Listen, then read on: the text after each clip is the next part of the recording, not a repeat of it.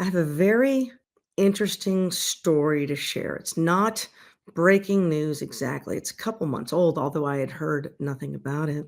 In August of this year, the USDA approved a very specific genetically modified strain of wheat. It's called the H4B strain. It's out of Argentina. It is touted as being drought resistant and heat resistant and, oh, everything is awesome. It also happens to be herbicide resistant. Enter a new genetically modified organism, wheat.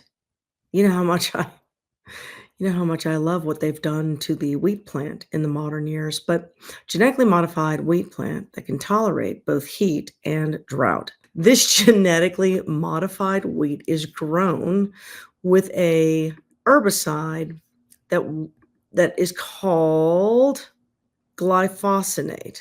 Glufosinate is an herbicide that is naturally occurring. What? That makes it organic. It's made by bacteria. It's a toxin. It's a neurotoxin in humans. When you spray the toxin onto the fields, yes, it's going to kill herbs. It's going to kill the plants or dry the crop that you want dried so you can harvest it quickly. Here's just sort of a study on 16 people.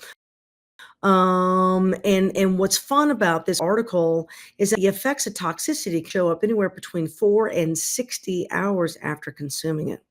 That's the first problem. This is genetically modified. The second problem is because glyphosate is a naturally occurring substance, I can very easily see an organic version of something that is not in a non-GMO box. In other words, there's probably some GMO in it.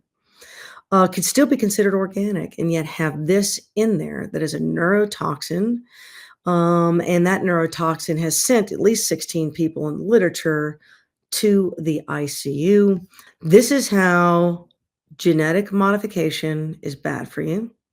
This is why the term organic is not as good for you as you might think it is. I mean, like a rattlesnake is organic as well. It's probably not very healthy for you, right? So that's how we play words in this line of work. Now, mind you, all these things are not allowed in Europe, which is one of the things right now I would say, if you've got a hankering for some pasta or some bread or something with gluten in it, I highly suggest make it yourself and use European wheat to do so if you insist on eating wheat. Otherwise, I would tell you, this is yet another reason why I'm going to tell people to go gluten-free.